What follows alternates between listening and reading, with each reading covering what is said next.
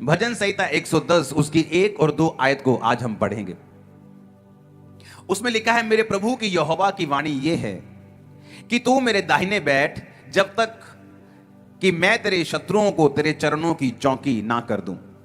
The Lord said unto my Lord, sit thou at my right hand until I make thine enemies thy footstool। तेरे पराक्रम का राजदंड यहोवा सिय्योन से बढ़ाएगा और तू अपने शत्रुओं के बीच में शासन कर। सब बोलो आमीन। ये वचन जैसा आप समझ रहे हैं उससे कहीं अधिक लाखों गुना गहरा है। इसमें लिखा, परमेश्वर ने मेरे प्रभु से कहा, यह जीसस क्राइस्ट के लिए वचन बोला गया है कि तू मेरे दाहिने हाथ बैठ जब तक कि मैं तेरे शत्रुओं को तेरे चरणों की चौकी ना कर दूं। उसने कहा मेरे दाहिने हाथ बैठ, sit thou at my right hand. Sit का मतलब है बैठने, का मतलब है यशब। यशब 3427वां शब्द है इब्रानी का, जिसे बैठने के लिए इस्तेमाल किया गया कि तू मेरे दाहिने हाथ बैठ। बैठने का मतलब है इब्रानी भाषा में यशब। यशब का मतलब है सेटल होना।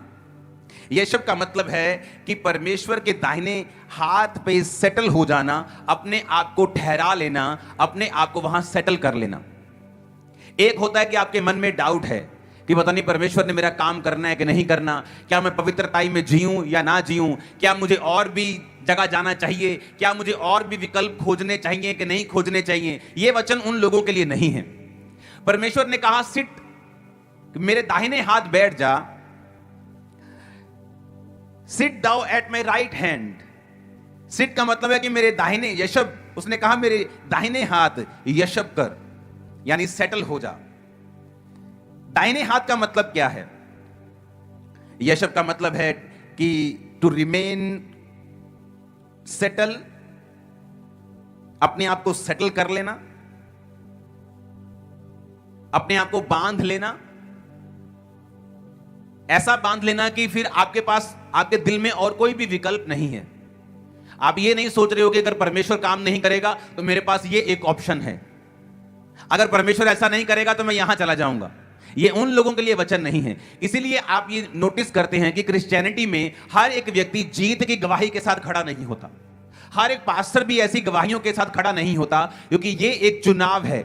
ये चुनाव है आपका कि आप परमेश्वर के वचन के ऊपर उस तरह से खड़े रहेंगे जिस तरह प्रभु यीशु मसीह खड़े रहे थे। प्रभु यीशु मसीह को कहा गया था कि मैं तुम्हें भेजता हूं, तो प्रभु यीशु मसीह ने कहा जिस तरह पिता मुझे भेजता है मैं तुम्हें भेजता हूं। यानी जो कोई वचन परमेश्वर यीशु मसीह के लिए लिखा गया है वो वचन आपके लिए भी लागू होता है, क्योंकि वचन कहता है कि जिस तरह पिता ने प्रभु यीशु मसीह को भेजा उसी तरह से आपको परमेश्वर जीसस क्राइस्ट यीशु ने भेजा हुआ है। कितने मेरी बात को समझ रहे हैं? तो जो वचन परमेश्वर यीशु मसीह के लिए लिखा गया है वो वचन आपके ऊपर भी लागू होता है, क्योंकि वचन कहता है कि हम जब जीसस क्राइस्ट के लहू के ऊपर विश्वास कर लेते हैं तो हम उसके संगी वारिस हैं। संगी वारिस होने का मतलब होता है कि एक प्रॉपर्टी है, उसके दो वारिस हैं, 50-50%। इसलिए परमेश्वर ने कहा जब तुम मुझ पे यकीन कर लोगे तो तुम परमेश्वर की चीजों के साथ यीशु मसीह के संगी वारिस होगे। यानी यीशु मसीह और तुम्हारा हिस्सा सेम होगा, और जो वचन परमेश्वर के लिए लिखा गया है वो वचन तुम लोगों के लिए और मेरे लिए भी लिखा गया है। तो अब जहां पर लिखा गया है कि तू मेरे दाहिने हाथ बैठ, यानी दाहिने हाथ बैठने का मतलब क्या है? कि परमेश्वर आपको डायरेक्शंस बता रहा है कि मेरे खब्बे बह जा, मेरे सज्जे बह जा, ऐसा नहीं है। परमेश्वर के दाहिने हाथ बैठ, परमेश्वर के बाहिने हाथ बैठ, इसका बहुत बड़ा मतलब है। जब आप वचन में पढ़ते हैं तो प्रभु यीशु मसीह ने दाहिने और बाहिने का मतलब समझाया है। परमेश्वर ने अपने चेलों से कहा अंत के दिनों में मैं भेड़ों और बकरियों को अलग अलग कर दूंगा। मैं अपने बाईं तरफ के लोगों को, यानी मैं बकरियों को, बाईं तरफ के लोग वो हैं, कहते ना पुट्ठे हाथ। केड़ा पुट्ठा हाथ? पुट्ठा हाथ केड़ा है?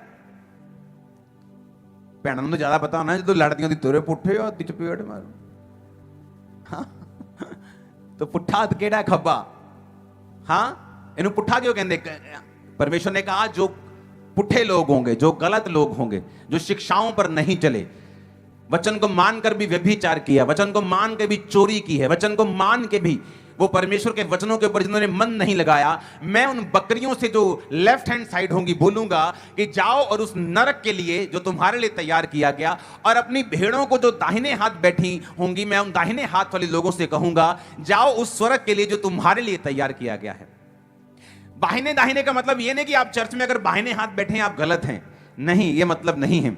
जब परमेश्वर बाहिने और दाहिने की बात करता है तो परमेश्वर यह बात कर रहा है कि दाहिने हाथ बैठने का मतलब है कि आप परमेश्वर के राइट हैंड में हैं, यानी जो कुछ परमेश्वर के वचन में लिखा है आप उसको पूरा करने के लिए तैयार हैं, चाहे आप उसमें आपको दुखी होना पड़े, चाहे आपको नुकसान सहना पड़े, चाहे आपको सताव सहना पड़े, चाहे आपको कोई भी चीज सहनी पड़े, चाहे आपको परिवार छोड़ना पड़े, चाहे आपको किसी भी तरह का कोई भी सताव सहना पड़े, लेकिन आप परमेश्वर के दाहिने हाथ को कभी भी छोड़ेंगे नहीं। उसने कहा मेरे दाहिने हाथ, यानी जो मैं तुझसे कह रहा हूं उस राइट जगह के ऊपर तू बैठ जा, यशब कर। यशब का मतलब है to tarry, to remain, settle होना, यानी जो कुछ परमेश्वर के वचन में लिखा है कि सही है वहां सेटल हो जाना, वहां पर खड़े हो जाना, वहां पर शादी कर लेना, आप बोल सकते हो, वहां पे सेट हो जाना कि अब मैं, लोग बोलते नहीं जी मैं तो अब कनाडा सेट हो गया, मैं तो इंडिया के बारे में सोच भी नहीं सकता हूं, मैं तो फॉरेन चला गया, मैं तो यहां आता हूं मेरे को मिट्टी फील होती, लोग ऐसा बोलते हैं। मैं तो यहां की गर्मी अब फील नहीं कर सकता है, यहां की गर्मी मुझे सहन नहीं होती, लोग ऐसा बोलते हैं, मैं वहां सेटल हो गया हूं। तो परमेश्वर ने कहा मेरे दाहिने हाथ अगर तू सेटल हो जाए, क्यों सेटल हो जाए? जब तक मैं तेरे शत्रुओं को तेरे चरणों की चौकी ना कर दूं। वो शत्रु आपकी बीमारी हो सकता है, वो शत्रु वो शराब हो सकता है जो पीढ़ियों दर पीढ़ी आपका पीछा करता है। आपकी नानी आपके नाना के साथ लड़ती रही, कभी डाइवोर्स हो गया, कभी डाइवोर्स होने तक बात हो गई, आपकी मम्मी की लाइफ में ये कर्ज रहा, अब बेटी बहुत सुंदर है, पढ़ी लिखी है, पर उसकी लाइफ में सेम कर्ज फॉलो कर रहा है, वो भी एक शत्रु है, बीमारी एक शत्रु है, डर एक शत्रु है।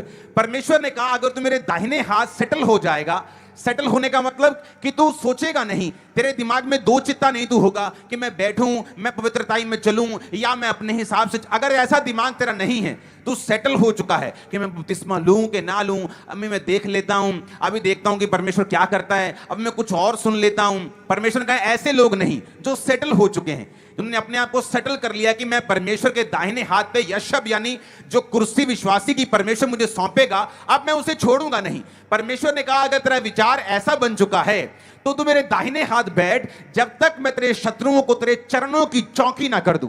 तुम्हारी बीमारी तुम्हारे पांव के नीचे होगी, तुम्हारा डर तुम्हारे पांव के, और वो उसका सही प्लेस है, और वही उसका सही प्लेस है। मैंने कहा जब तक राजा यहोवा के अधीन रहते थे, उनके शत्रु उनके पांव के नीचे रहते थे। जब वो यहोवा से मुख फेर लेते थे और व्यभिचार में और अपने अलग अलग देवताओं की उपासना में चले जाते थे, तो वचन कहता है कि शत्रुओं का जो पैर था वो उनके सिरों के ऊपर आता था, जबकि शत्रुओं के सिर के ऊपर उनका पैर होना चाहिए था।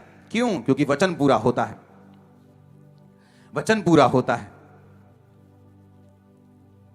जब आप भजन संहिता 106 और उसकी 41 आयत में पढ़ते हैं, तब लिखा, तब उसने उनको अन्य जातियों के वश में कर दिया और उनके बैरियों ने उन पर प्रभुता की, उनके शत्रुओं ने उन पर अंधेर किया और वे उनके हाथ तले दब गए। ये तब की बात है जब इजरायली परमेश्वर के विरुद्ध हो गए, तो बाइबल कहती परमेश्वर ने उन्हें अन्य जातियों के वश में कर दिया, जबकि वचन ये कहता है परमेश्वर ने कहा था कि मैं तुम्हें सब जातियों में से श्रेष्ठ बनाऊंगा। आप जानते हैं परमेश्वर बदला नहीं, वो कहता है मैं युगानुयुग एक सा रहने वाला परमेश्वर हूं। क्यों परमेश्वर कहता है कि मैं तुम्हें तुच्छ को, मैंने तुम निकम्मे को, मैंने तुम्हें निर्बल को क्यों चुन लिया? ताकि तुम्हें एक एग्जाम्पल बना सकूं, और जो अपने आप को मजबूत समझते हैं तुम्हें इतना मजबूत कर सकूं कि वो भी लज्जित हो जाएं कि परमेश्वर ने कमजोर को चुन के हमारे सिर के ऊपर बिठा दिया है। आज भी उसकी यही योजना है। कुरिन्थिया में यही कहता है, वो कहता क्या तुम नहीं जानते परमेश्वर ने जगत के निर्बलों को चुन लिया? क्या तुम नहीं जानते परमेश्वर ने जगत के तुच्छों को चुन लिया? लेकिन तुच्छ, एक निर्बल, एक कमजोर करे क्या? वो परमेश्वर के दाहिने हाथ बैठे ताकि परमेश्वर उसको मजबूत कर सके, क्योंकि जो बाहिने हाथ बैठे हैं परमेश्वर उनको मजबूत नहीं कर सकता, क्योंकि वो उनके शत्रुओं को उनके चरणों की चौकी नहीं करेगा। वो दाहिने हाथ कहता मेरे बैठ, राइट स्टैंडिंग कर, मेरे साथ सही चल, तो मैं तेरे शत्रुओं को तेरे चरणों की चौकी कर दूंगा। आज गरीबी क्यों आपके चरणों के नीचे नहीं है? आज क्यों आप चाहते हुए भी गरीबी से बाहर नहीं आ पाते? क्यों? क्योंकि आप परमेश्वर के हाथ राइट स्टैंडिंग में नहीं हैं। आज लोग टाइट पे नहीं करते, आज लोग प्रार्थना में नहीं हैं, आज लोग परमेश्वर के वचन से दूर हैं। बड़ी मीटिंग में चर्च चले जाएंगे, उसके बाद ऑनलाइन अटेंड करेंगे। ऐसा नहीं होना चाहिए। आपको राइट स्टैंडिंग में, राइट दाहिने हाथ बैठना है। जब तक कहता मैं तेरे शत्रुओं को तेरे पैरों की चौकी ना कर दूं। जबकि वचन कहता है कि मैं तुम्हें अन्य जातियों में से श्रेष्ठ करूंगा, सब जातियों में मैं तुम्हें सिर बनाऊंगा, मैं तुम्हें पूंछ नहीं ठहराऊंगा। तो वचन यहां पे कहता है कि उन्हें अन्य जातियों के परमेश्वर ने उन्हें वश में कर दिया, उनके बैरियों ने उन पे प्रभुता की, शत्रुओं ने अंधेर किया, वे उसके हाथ के नीचे दब गए। आज कितने क्रिश्चियन जो बीमारी के हाथ के नीचे दबे हुए हैं, गरीबी के श्राप के नीचे दबे हुए हैं। कुछ करने की जरूरत नहीं है। बाइबल कहती है ना बल से ना शक्ति से, बल्कि उसकी आत्मा के द्वारा। आपको सिर्फ तौबा करने की जरूरत है। परमेश्वर आज से मैं राइट स्टैंडिंग में तेरे दाहिने हाथ यशब करता हूं, बैठता हूं, सेटल करता हूं। मार, रख, जिला ले, मार दे, दुखी कर दे, कुछ भी कर दे। आज से तू मेरा परमेश्वर है। चंगा कर ना कर, आजाद कर ना कर, आज से तेरे अलावा मेरा और कोई परमेश्वर नहीं। देखो क्या होता है, देखो 3 साल में क्या होता है, देखो 7 साल में क्या होता है, देखो 15 साल में कैसे सिचुएशंस आपकी पूरी फैमिली की, जनरेशन की वो चेंज करके रख देता है। पहले हफ्ते में वो आपको चिन्ह दिखाना शुरू कर देता है, आपको बनाना फिर शुरू करता है। साल दर साल आप ऊपर की ओर जाते हैं। शत्रुओं को पांव की वो चौकी करता है। जैसे मैं आपके शत्रुओं को आपके पांव की चौकी बनता हुआ देख रहा हूं। आमीन। मेरे को खड़कने वाला चाहिए शैतान के कानों के बीच में। हालेलुया। उसका वचन बहुत गहरा है। उसने कहा यशब एट माई राइट हैंड, मेरे दाहिने हाथ तू बैठ जा। हालेलुया। दाहिने का मतलब है इब्रानी भाषा के 3225वां शब्द यामीन। दाहिने हाथ बैठ, जो मैं कह रहा हूं वो कर। आगे लिखा है तेरे पराक्रम का राजदंड यहोवा सिय्योन से बढ़ाएगा। तू अपने शत्रुओं के बीच में शासन कर। उसने ये नहीं कहा तू अपने शत्रुओं के बीच में सरवाइव कर, अपने शत्रुओं के बीच में तेरी जिंदगी कट जाएगी। उसने कहा तू शासन करेगा, रूल करेगा। उसने कहा तू तेरे पराक्रम का राजदंड, the Lord shall send the rod of thy strength out of Zion. उसने कहा तेरे पराक्रम का राजदंड यहोवा सिय्योन से बढ़ाएगा। हिंदी में थोड़ा सा ट्रांसलेशन में परफेक्शन नहीं होती, इसलिए मैं इब्रानी भाषा आपके साथ लेकर बैठता हूं और इंग्लिश लेके बैठता हूं, पंजाबी लेके बैठता हूं, ताकि हम सारी भाषाओं को पढ़ के उसका निचोड़ निकाल सकें। The Lord shall send the rod of the strength. उसने कहा वो तुम्हारी जो स्ट्रेंथ वाली रॉड है ना, स्टाफ, लाठी, तुम्हारी ताकत की लाठी। मूसा के पास वो लाठी थी कि नहीं थी? स्ट्रेंथ का मतलब मैजेस्टी भी होता है इब्रानी भाषा में, कि वो ग्लोरियस लाठी, वो ग्लोरियस अधिकार परमेश्वर ने कहा जो मूसा के हाथ में था। वो लाठी परमेश्वर ने कहा समुद्र के सामने कर, वो 2 भाग हो जाएगा। परमेश्वर कहता वो अधिकार भी तुझे देगा, शैतान के ऊपर, बीमारियों के ऊपर, परिस्थितियों के ऊपर। तुम प्रार्थना करोगे, लोगों के दिमाग चेंज हो जाएंगे अधिकारों के साथ। तुम प्रार्थना करोगे, वो रास्ते खोल देगा। तुम प्रार्थना करोगे, तुम्हारी फाइल 10% होगी, रिजल्ट 100% होगा। पर कहता वो कहां से आएगी? यह समझने वाली बात है, ये लोग भूल जाते हैं। परमेश्वर ने कहा तेरा जो राजदंड होगा वो सिय्योन से आएगा। The Lord shall send the rod of the strength out of Zion, कि जो तुम्हारी स्ट्रेंथ की रॉड है, तुम्हारी मेजेस्टिक जो लाठी है, जो अधिकार है, जो पावर है, वो परमेश्वर कहता मैं सिय्योन से भेजूंगा। क्या है सिय्योन? सिय्योन एक जगह का नाम है जो यरूशलेम में है। तो क्या परमेश्वर उस यरूशलेम के पहाड़ की बात कर रहा है? नहीं। बाइबल में हर एक चीज का एक आत्मिक मतलब है। उस फोटो को देखें आपकी स्क्रीन के ऊपर, जहां पर जायन का मतलब मैंने एक निकाल के आपके लिए रखा है। देखा, the name Zion is often used to describe a place appointed by the Lord where his followers can live and serve God. शारीरिक रीति में कहता है कि जो सिय्योन जगह है वो तो यरूशलेम में है, शारीरिक रूप में एक पहाड़ के ऊपर है। लेकिन परमेश्वर यहां पर आपको कह रहा है कि मैं तेरा जो रॉड है, तेरी अधिकारों की जो लाठी है, मैं तुम्हें सिय्योन से भेजूंगा। तो वो उस पहाड़ की बात नहीं कर रहा है, वो एक आत्मिक परमेश्वर ने ठहराया है जहां पर उसके फॉलोअर्स रहते हैं और सर्व गॉड, वो उसकी सेवा करते हैं। कि सिय्योन को परमेश्वर ने पवित्रताई का नगर और शरण नगर भी बोला है। तो सिय्योन का मतलब यह है एक ऐसा स्थान जहां पर एक विश्वासी रहता है, एक ऐसा स्थान जहां पर वो परमेश्वर की सेवा करता है। यह एक आत्मिक क्षेत्र है, एक आत्मिक सिय्योन की परमेश्वर बात कर रहा है। जब आप फैसला करते हैं कि आज से मैं परमेश्वर के दाहिने हाथ बैठूंगा, या तो आप दाहिने हाथ बैठेंगे या दाहिने बैठेंगे, बीच में नहीं बैठ सकते, बीच में परमेश्वर है। या तो आप शैतान की ओर हैं या तो आप परमेश्वर की ओर हैं, या तो गलत है या सही है, न्यूट्रल नहीं हो सकते तुम। या तो तुम शैतान की सेवा कर रहे हो तो या परमेश्वर की कर रहे हो, या तो शैतान की बात मान रहे हो या परमेश्वर की मान रहे हो, तुम बीच में नहीं हो, बीच में परमेश्वर है। या तो इधर हो या इधर हो। तो परमेश्वर ने क्या कहा? परमेश्वर ने कहा अगर तुम दाहिने हाथ बैठे हो, अगर तुम राइट स्टैंडिंग में हो, तुम वही कर रहे हो जो मैं तुम्हें कह रहा हूं, और तुम दाहिने हाथ में सेटल हो चुके हो, ये नहीं कि तुम टेम्परेरी वहां पे आए और देख रहे हो, मन तुम्हारा अभी भी विचलित है, मैं प्रेयर करूं कि ना करूं, मैं पवित्रताई में चलूं कि ना चलूं, मैं यहोवा के वचन पे चलूं ना चलूं, मेरा एमएलए क्या कहेगा, मेरा सरपंच क्या कहेगा, मेरी बुआ क्या कहेगी। अगर आप सेटल नहीं हुए उस जगह के ऊपर, तो ये वचन फिर आपके लिए नहीं है। परमेश्वर ने कहा जो दाहिने हाथ सेटल हो चुके हैं, मन बना लिया कि जीऊं मरूं खाऊं पीऊं कैसे भी खुदा रखे, मैं यहीं अब सेटल हो चुका हूं, मैं उसके वचन को पूरा करना नहीं छोड़ूंगा, कोई मेरी तलवार भी रख देगा तो मैं फिर परमेश्वर का ही हूं। अगर तुम इस तरह के बन चुके हो तो परमेश्वर ने कहा वो तुम्हारे शत्रुओं को क्या करेगा? तुम्हारे पांवों की चौकी कर देगा। और सेकंड कहा फिर जब तुम राइट जगह पे आ जाओगे, अपने आप को सेटल कर लोगे, फिर क्या होगा? फिर कहता कि जब तुम एक जगह सेटल, आत्मा में सेटल हो जाते हो, जैसे मैं आत्मा में अगर सेटल हो गया, मैंने अपना मन बना लिया कि मैं पवित्रताई में, मैं प्रार्थना में चलूंगा, मैं फास्टिंग करूंगा, मैं डरूंगा नहीं, मैं घबराऊंगा नहीं। 2007-6 में बहुत विरोध होता था, रिश्तेदारों के द्वारा, घर के द्वारा, पास्टर्स, हर बंदा विरोध करता था। तो क्या फैसला किया कि नहीं, मैं खुदा के साथ राइट स्टैंडिंग छोड़ूंगा नहीं, मैं खुदा के साथ ही रहना छोड़ूंगा नहीं, मैं उसी के साथ साथ रहूंगा, मैं परमेश्वर के साथ ही खड़ा रहूंगा। आप नहीं जानते एक विश्वासी को बड़ी अजीब परिस्थिति को सामना करना पड़ता है। 2007 में जब ये मैंने सेवा स्टार्ट करनी थी तो बहुत से पास्टर्स मेरे खिलाफ थे। उन्होंने एक कमेटी बिठाई कि इसको बुलाओ और इसको एम्बैरेस करने के लिए। जब मुझे बुलाया गया वहां पे तो उन्होंने कहा आओ जी आपसे बात करनी है। तो मुझे इस तरह से लिया जाता जैसे मैं कोई गुनाहगार होता हूं। तो मैं मन में सोचता कि जब मैं गुनाहगार था, जब मैं ईसाइयों का विरोध करता था, शराब पीता था, पाप करता था, तब तो मैं लोगों के लिए अच्छा था। अब जब मैं बपतिस्मा ले लिया, नशे छोड़ दिए और मैं सेवा कर रहा हूं, बिना किसी लालच के कर रहा हूं, कोई गलत काम नहीं, कोई व्यभिचार नहीं, 6-6, 8-8 घंटे मेरी प्रार्थना होती थी। तो ये क्या नॉनसेंस है कि आज हो जी तुमसे बात करनी। तो मैं बड़ा कई बार खिंचता भी था स्पिरिट में, लेकिन वचन पूरा होता है।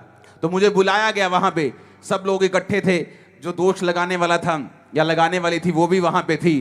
तो उन्होंने कहा ठीक है जी, आप अपनी अपनी बात दोनों बताओ क्या चीज है। तो मैं अपनी टीम 2-4 लोगों को लेके गया था। मैंने कहा तुम मेरे लिए प्रार्थना करना, और सारी रात मैं प्रार्थना करके गया।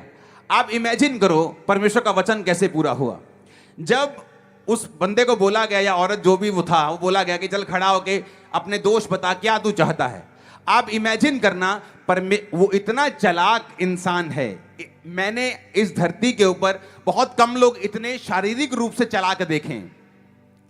मैं बोलता कि मैं तेरी चालाकी को मैच नहीं कर सकता, लेकिन कई बार वो बुद्धि शैतानी होती है, और जो आपके अंदर बुद्धि होती है वो नुकसान पहुंचाने वाली नहीं होती, बल्कि परमेश्वरीय होती है। लेकिन जो परमेश्वरी बुद्धि होती है वो हमेशा जीतती है। जब वो बंदा शख्स खड़ा हुआ और उसने जब बोलना शुरू किया, वो ब्लैंक हो गया, जैसे किसी के दिमाग से कोई जैसे पेज नहीं हटा लेता, वो पेज ही हट गया उसका। उसको मालूम ही नहीं कि बोलना क्या है। वो भी हक्का बक्का या हक्का बक्की, खड़ा है या खड़ी, वो देख रहा है कि क्या बोलूं, भूल गई, मैं भूल गया सारा कुछ, अरे क्या हुआ ये। और जब उन्होंने कहा ठीक है अंकुर को खड़ा करो, और जब मैं खड़ा हुआ, मैं 10 मिनट बोला, मैंने कुछ तैयार नहीं किया था, जो सच्चाई थी 10 मिनट वहां पे पिन ड्रॉप साइलेंस थी, और जिंदगी में मुझे दोबारा कभी नहीं बुलाया फिर उन्होंने। हालेलुया। तो परमेश्वर ने कहा मैं तेरे शत्रुओं को तेरे पांव की चौकी कर दूंगा। ये ये तब होगा अगर आप राइट स्टैंडिंग में हैं। ऐसा नहीं हो सकता कि एक तरफ से आपकी जिंदगी में कमियां हैं, पाप हैं, और दूसरी तरफ से आप कहें परमेश्वर मेरे शत्रुओं को मेरे पांव की चौकी करे। परमेश्वर ने कहा तेरी जो स्ट्रेंथ है ना, तेरी जो रॉड है, स्ट्रेंथ जो है, वो सिय्योन से, यानी उस जगह से निकलेगी जब तू सेटल हो चुका होगा और सर्व कर रहा होगा, सेवा कर रहा होगा। क्या कर रहा होगा? फिर से पढ़ेंगे उसको, जायन वाले वर्ड को। उसे कहा जायन एक ऐसा प्लेस है जहां उसके फॉलोअर्स रह सकते हैं, can live and serve God, कि वो खुदा की सेवा कर सकते हैं और वहां रहते हैं। यानी खुदा के दाहिने हाथ पे आना, सेटल होना, उसके बाद वहीं रहना और फिर परमेश्वर की सेवा करना। क्योंकि अगर आप कहें कि मैं परमेश्वर के दाहिने हाथ बैठा हूं, मेरे जीवन में कुछ भी प्रॉब्लम नहीं है, कोई ऐसा बड़ा पाप नहीं है, वो छोटी मोटी गलतियों की परमेश्वर परवाह नहीं करता, आप परफेक्ट होते जाते दिन प्रतिदिन, कोई ऐसा बड़ा पाप आपकी लाइफ में नहीं है, तो आपकी लाइफ में यह निशानी ये होगी कि आप प्रभु की सेवा में चले गए होंगे। कोई सुसमाचार कर रहा होगा, कोई पैसों से सपोर्ट कर रहा होगा, कोई अपने पास्टर्स, अपनी सेवकाइयों के लिए प्रार्थना कर रहा होगा, कोई सुसमाचार का काम कर रहा होगा, कोई क्रूसेड करवाने के बारे में सोच रहा होगा। आप इनडायरेक्टली सेवा करना शुरू कर देंगे, आप रोज प्रचार करना शुरू करेंगे, अपने साथियों को, दोस्तों को, रिश्तेदारों को परमेश्वर के बारे में बताएंगे। तो परमेश्वर ने कहा जब तू राइट जगह पे आ जाएगा, अपने आप को सेटल कर लेगा, उसके बाद जब तू सेवा करना शुरू कर देगा, तो उस प्लेस से, जायोन से, जहां तू सेवा करेगा, मैं एक रॉड निकालूंगा जो तेरी ताकत की होगी। उसके बाद कहता तू अपने शत्रुओं के बीच में शासन करेगा। ये रोड मैप है, दो आयतों में तुम अपनी पूरी जिंदगी सेटल कर सकते हो। ये रोड मैप है। मैंने कहा शैतान तुम्हारी लाइफ में, उसको कुछ भी ना करना पड़े, चाहे आपकी लाइफ में उसको अलग अलग तरह की खूबसूरत डिस्ट्रैक्शंस भेजनी पड़े, उसको आपकी लाइफ में आपको लालच देना पड़े, और वो कुछ भी करने के लिए तैयार है ताकि आप राइट जगह पे ना हो और उसके बाद आप सर्व ना करें। क्योंकि अगर आप राइट प्लेस पे नहीं हैं, आप राइट हैंड में नहीं हैं, आप सर्व नहीं कर रहे हैं, परमेश्वर आपको नहीं जानता। आपने आपके हिसाब से आप गा रहे हैं, आपने कैमरा पकड़ा हुआ है, लेकिन परमेश्वर के हिसाब से वो नहीं जानता आपने क्या किया है। वो उन्हीं को जानता है जो राइट हैंड पे हैं और वहां पे सेटल हो गए हैं, टेरी कर चुके हैं, बंध चुके हैं, शादी कर चुके हैं, उसके साथ जीने मरने का वादा करके खड़ चुके हैं। और जब वो वहां से सेवा करते हैं, परमेश्वर ने कहा उस सेवा वाले स्थान से, आत्मिक स्थान से, मैं तुम्हें एक रॉड दूंगा, तुम्हारी ताकत की स्टाफ दूंगा, तुम्हें एक लाठी दूंगा। उसके बाद तुम अपने शत्रुओं के बीच में सर्वाइव नहीं करोगे, शासन करोगे। तुम्हारा टाइम आ चुका रूल करने का, इन जीसस नेम। आप मेरी बात समझ रहे कि नहीं? हां, आप समझ रहे कि नहीं? परमेश्वर ने कहा कि तू अपने शत्रुओं के बीच में शासन कर। मेरे प्रभु से यहोवा की वाणी यह है, तू मेरे दाहिने हाथ बैठ जब तक कि मैं तेरे शत्रुओं को तेरे चरणों की चौकी ना बना दूं, कर दूं। तेरे पराक्रम का राजदंड यहोवा सिय्योन से बढ़ाएगा और तू अपने शत्रुओं के बीच में शासन कर। The Lord shall send the rod of thy strength out of Zion, कि वो जायन से, सिय्योन से उस रॉड को भेजेगा जिससे तू अपने शत्रुओं के बीच में शासन कर सकेगा। हमारा शत्रु कोई पार्टी नहीं है, आरएसएस, बीजेपी, कांग्रेस, ये हमारे शत्रु नहीं है। ये विरोध भी करे तब भी शत्रु नहीं, शैतान हमारा शत्रु है। बीमारियां, वो चीजें जो आपको प्रभु में जाने से रोकती हैं, हर वो व्यक्ति भी हो सकता है जो आपको उस डेस्टिनी को पूरा करने से रोकता है जिसके लिए आप पैदा हुए हैं। परमेश्वर ने कहा तू शासन करेगा, सरवाइव नहीं करेगा, तू रूल करेगा इन जीसस नेम। और ऐसी लाइफ देने के लिए परमेश्वर ने आपको बुलाया है। आप ऑटोमेटिकली चरणों की चौकी के इस वायदे से और राजदंड से और शत्रुओं के बीच में शासन करने से परे हो जाते हैं जब आप दाहिने हाथ को छोड़कर बाहिने हाथ में चले जाते हैं। आपके गले में फिर मोटा सा क्रॉस आपको बचा नहीं सकता, आपका आमीन हालेलुया बोला आपको बचा नहीं सकता, क्योंकि आपने उसके वचन को ब्रेक कर दिया है और तोड़ दिया है। परमेश्वर कहता है कि मैं अपने नाम से भी अधिक बड़ा महत्व मैं अपने वचन को देता हूं। अगर तुमने मेरे वचन को तोड़ दिया, तुमने मुझको तोड़ दिया। इसलिए जीसस क्राइस्ट के जितना खुश यहोवा को कोई नहीं कर सका, क्योंकि वचन कहता है कि जीसस क्राइस्ट ने वचनों से कभी भी गद्दारी नहीं की। वो वचनों को कंप्लीट करते रहे, पूरा करते रहे।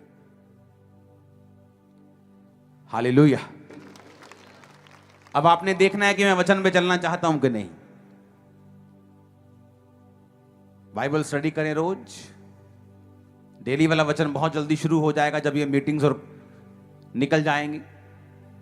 वचन को सुने, वचन को पढ़ें, उसकी प्रेजेंस में बने रहें, क्योंकि ये आपकी हेल्प करेगी पापों से बाहर आने के लिए। गलती करने के बाद खुदा की प्रेजेंस छोड़ देने से आप ओवरकम नहीं कर पाएंगे। अगर आप कमजोरी में भी हैं, आत्मिक किसी तरह की दुविधा में भी हैं, उसकी प्रेजेंस में बने रहें। पवित्र आत्मा आपको छुड़ा लेगा। उसका वचन एक दिन आपको छू जाएगा और आप फैसला जब कर लेंगे, ठीक है आज से मैं राइट हैंड पे ही खड़ा रहूंगा। फिर कहता है शत्रुओं को तेरे पांव की चौकी तू नहीं करेगा। कौन करेगा? तेरा बाप करेगा। वह करूंगा, उसने कहा। हालेलुया। कहता फिर मैं करूंगा, तुझे कुछ करने की जरूरत नहीं।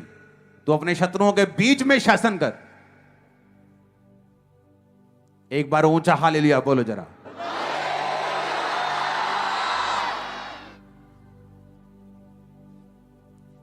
आमीन। ऊंची आवाज में आमीन बोलो। अपने पड़ोसी को बोलो, बोलो दाहिने हाथ बैठ। बोलो सही सही हो जा। अगर शत्रुओं के ऊपर फतह पाना चाहता है तो, अगर उन्हें चरणों की चौकी बनता देखना चाहता है तो, अगर उनके बीच में शासन करना चाहता है तो। Hallelujah, hallelujah.